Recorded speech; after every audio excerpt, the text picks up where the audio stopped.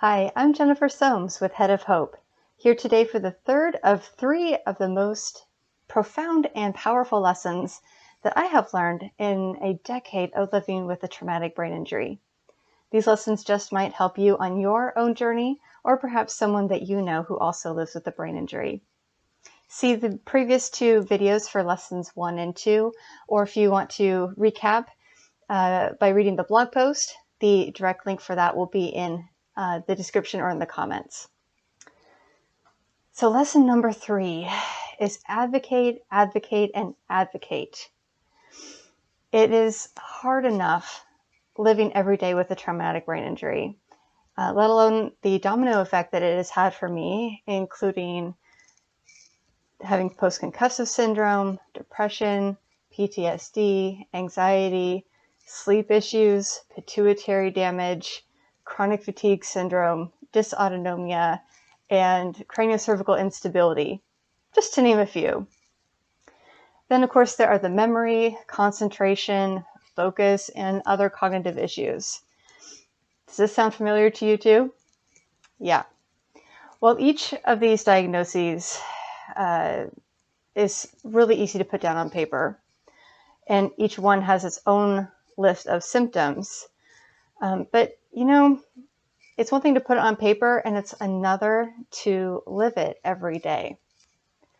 Living with invisible disabilities or conditions can be extremely isolating and lonely.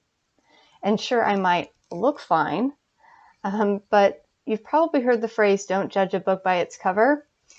The same goes for this experience as well. There have been, and of course still are, and likely will be in the future, days, months, or even years where I have most definitely not been fine. Because you know what? Pardon my language, but this shit is hard. And to make it even more difficult, sometimes even people in your life, maybe even doctors, don't always believe that some of the diagnoses are true and that they're all in your head. Some doctors don't even think that chronic fatigue syndrome is real, that it's just made up. Well, thankfully, I have not encountered too many of providers who have been invalidating, but I have certainly experienced my fair share of invalidation to date.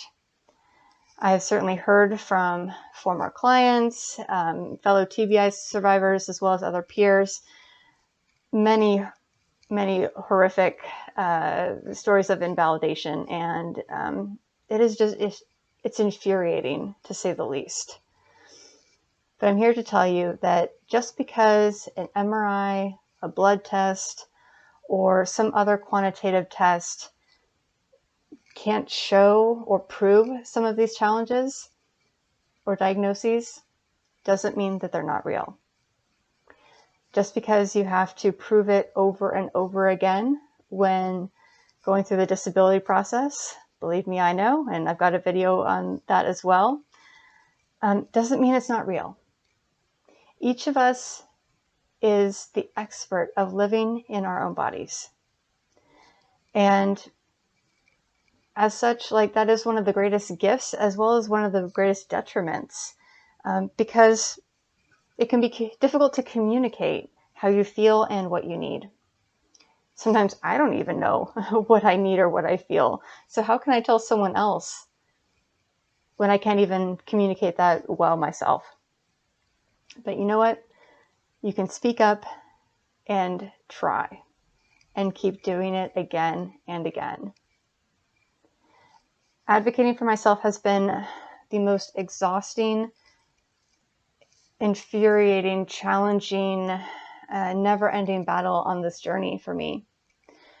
I often talk fast and admittedly sometimes over providers because I never know how much time they're going to give me. I always, well, not always, but I usually feel rushed. And you know what? I will be heard. I have had to fight for myself through personal injury lawsuits, go up against the behemoth of Social Security for years, and seek ways and providers that can help make my life better. And sometimes fight very, very hard to want to keep living, especially in the early years of living with all of these challenges.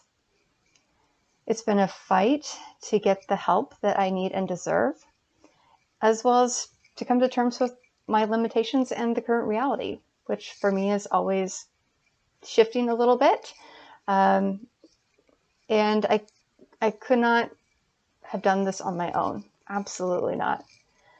There are too many people that I could spend thanking here, but they have my utmost gratitude. And it's not a solo journey, even though it can really feel very, very lonely at times. You know, and even those who have invalidated me, they have taught me something, and it has made me fight even harder. And because I've been vocal, persistent, stubborn, and supported, I've not given up, even when that seemed like it was the only option left. The truth is that not everyone has somebody to advocate for them. This is very true for most people with brain injuries. It's common to lose friends, family members, and it can be very difficult to find community after a brain injury. Believe me, I know. For those who are even less functional than I, it's even harder to advocate for oneself. No one should have to fight this hard, but unfortunately, it's the reality that most of us with brain injuries face. There are times when I didn't believe I was worth the fight, that I wasn't worth the trouble, the energy, the money, the time, but others believed in me. And I still had to, and still have to, believe in myself. Even if it's at times that microscopic 1% of belief when the other 99% is pure, unfiltered doubt. So the underlying message here is keep fighting. Keep advocating. It is so easy to say, don't give up. But it's the hardest to do it. Because you are worth it. Period. No matter what anyone says or thinks, perhaps 10 years from now, when you have hit this 10-year milestone, hopefully you can say also that it was and you are also worth it. Thanks for watching. I would love to hear your comments on how you advocate for yourself and what has helped inspire you or support you to do so. Write in the comments below. I'd love to hear. For more information about me, my story, and my book, Head of Hope, visit my website, headofhope.com, and come back here for more videos in the near future. Till then, take care.